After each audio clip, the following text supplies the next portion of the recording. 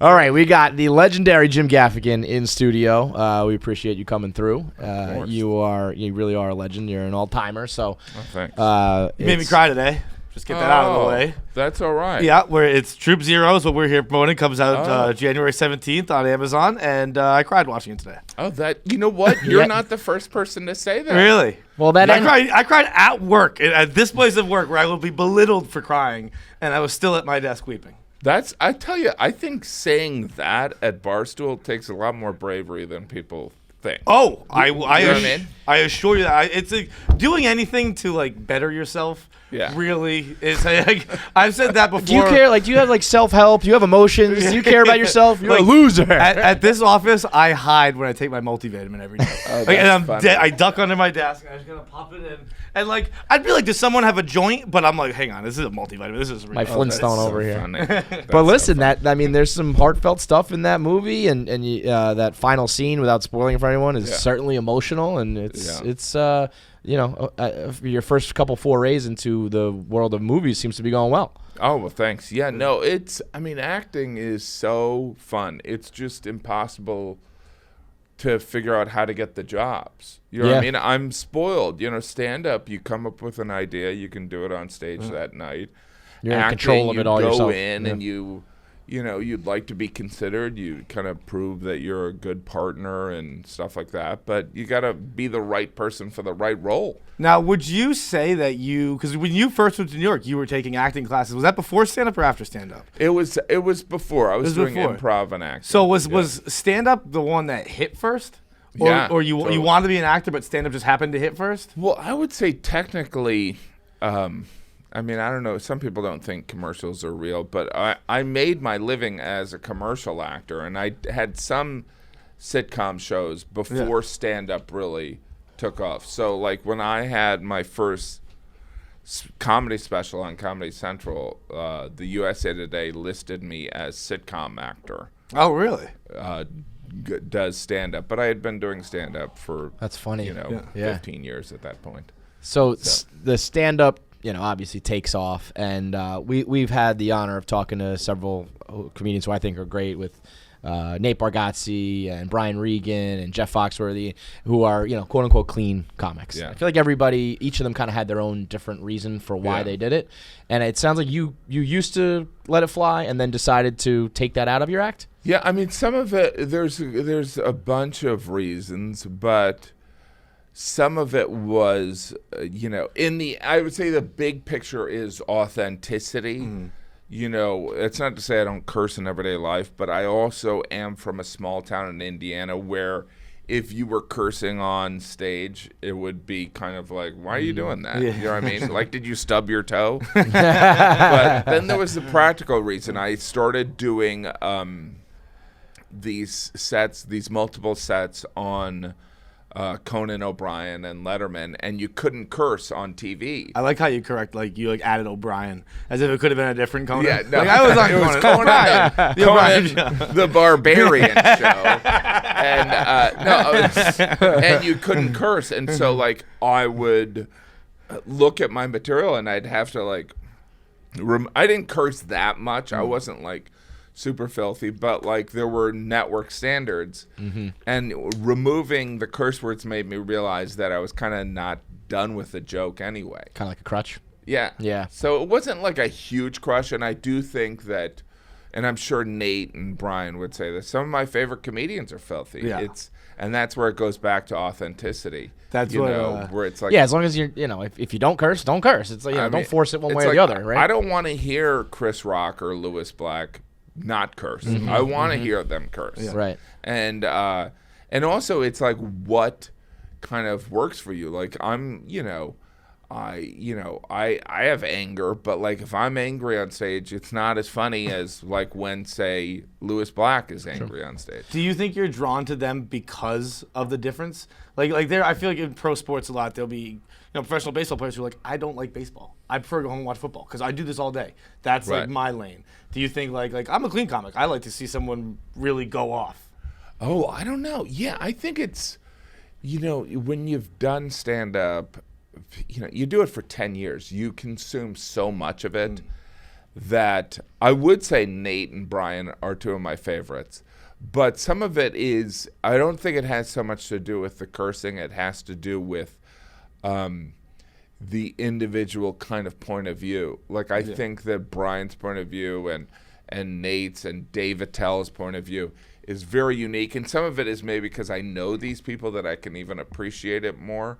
But it doesn't matter if it's cursing or, I mean, Subject matter. I find it very interesting to watch someone like Carrot Top. I mean, I think it's like, like we go through like this purity test of what is art or what is this, and it's like you do it long enough, and you're like, it's just about whether it's funny or not. Yeah, Amen. Funny is funny. It doesn't matter if you say fuck or not. Like it's just make people laugh. That kind of reminds me of a story. I think it was I forget if I'm getting it wrong, but I believe it was Andy Samberg and Bill Hader were both in an elevator up to their SNL auditions, and Samberg had a ton of props, and Hader had none. And in Hader's head, he was like, "Oh shit, was I supposed to have props? This is gonna be a disaster for me." And in Samberg's head, he was this like, guy doesn't even need I'm anything. such an idiot. Yeah. What the hell am I doing with props? And they both work out perfectly fine. Because you're right, funny's funny. Yeah, and it's such a journey, and also it changes too. I was just watching. I had my kids. This makes me sound like I'm forcing them. I had my kids for an unspecified reason. I had my kids watch like my first TV set. Laugh at Daddy. Sit down. You're learning. No, it was for something else. And my voice was different. So like. I think your voice is very important. I mean, obviously the hot pocket voice, but even just your talking voice. If you guys listen to like an early, how long have you guys been doing this? Like 8 years. 8 years. So like, if you listen to when you guys first did it, you sound different. I've never listened once. Yeah. There's going to be a comfort that develops. That's true. That is just different. And I think, for me, it's like I had probably been doing stand-up 5 years at that point, and I was like, I manufacture energy. Was that when you finally hit that groove of that voice and the high pitch and the hot pocket stuff? That's how intentional is that? How much did you realize the crowd responding to that? I'm going to work that in, or that was just kind of. It's so it's like it's so brilliant. It's so simple, but it's so funny and brilliant. I just I tried forever to figure it out. And I struggled and dealt with a lot of frustration. Kind of when I let go and I'm like, all right, it's not going to, like I was the last one of my group of friends to get a late night show. I was the last one I never got the Montreal Comedy Festival, all these things. And when I and I had a lot of anger about it. And when I finally decided, all right, I guess I'm just going to be the weird uncle who lives in a dirty apartment in New York. That's when things started changing. There you go. You accepted who we are. Yeah, acceptance. Really the goal there. That's unbelievable. I mean, to think that you were like the last, and I'm sure it was went to hyperdrive after that. And it's it's weird because I'm definitely somebody who I always feel like I try harder than anyone, but like. There's some things you can't control. Mm-hmm. Well, there's a lot of things you can't control. Well, I mean, I did read an article that said from Forbes, which is always a good sign when you're in Forbes, saying you made $30 million betting on yourself. So I think it worked, dude. I think you paid off. Yeah, no, those Forbes numbers are never exact. But it's probably more like 50 or 60, right? It's like, it's weird because it's weird because, like, the Forbes thing is strange because, in a way, if you knew me, you'd be like, I can't believe he would ever – because you can, like, intentionally say, I made one. Right. Yeah, I can. Or I made nothing. But the thing is also this is a business, and there's nothing flashy about me. There's nothing sexy about Jim Gaffigan. So – it's like one of those things where I don't like being on the list, but I also, you need people to you want to show I've been successful. I've got some success. So it's a strange thing because no, you don't want to come across as bragging or flashy on money, but feeds itself, so you have to so someone's like, all right, there's like the entertainment industry is very much you have to show me exactly what you do is really risk averse. So like your show, very successful. you can't go into a room if you guys didn't have your track record and say, hey, we're going to be really successful. They'd be like, sure you are. Yeah. But now, at this point, you guys can go, these are our numbers. Record, this is what we do. So, and so you have to show them. This it kind of reminds me, what you're saying here, it kind of reminds me of one of the lines you had in one of the articles we read where you said the entertainment industry is an ice house. And so you're always building your next one. Yeah. And you also talk about how things are different now. Do you, is there anything that scares you? Is there anything you won't take a foray into? Like, are you on TikTok? Are you, is there a part I'm on TikTok, but I don't know how it works. Right. Yeah. Well, you said you don't think anyone tries harder, or you do try hard. Yeah. And so you're not like, I'm too old, I'm too successful for that, I'm on that too? No, I believe it's all fleeting. Yeah. And I also, I could totally nerd out, but I think it's, Please do. I think that culturally we change every decade. And I think our sense of humor changes, and you have to always be responding. And like shows that were super, like Friends and Seinfeld, they transcend and they carry on. But like, there were #1 shows that people are like, not interested. No, yeah. And so you have to constantly be, improving. And when I said like the ice houses, is that, you can have status, but it's not a foregone conclusion. So like when I started stand-up, or even when I was halfway through, doing stand-up for 12 years, like the notion was you do one comedy special. Like Dennis Leary did a comedy special that changed his career, and that worked in that era.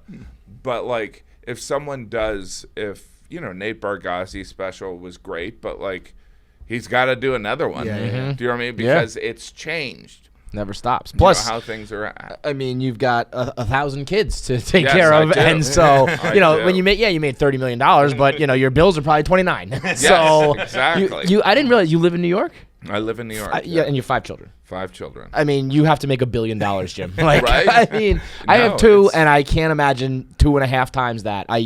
It's insane. How old are your kids? 4 and 2. It gets worse. Yeah. I can imagine. It gets so well, I'll tell you how it gets worse when you have 2 kids. When you have 3 more, you lunatic. Yeah, no, I mean, you guys are crazy. It's insane. The bit you do about the drowning. Go on vacation. Oh, it's like insane. You put them all on a plane and fly somewhere together. Yeah, I mean, it's insane. But that's also.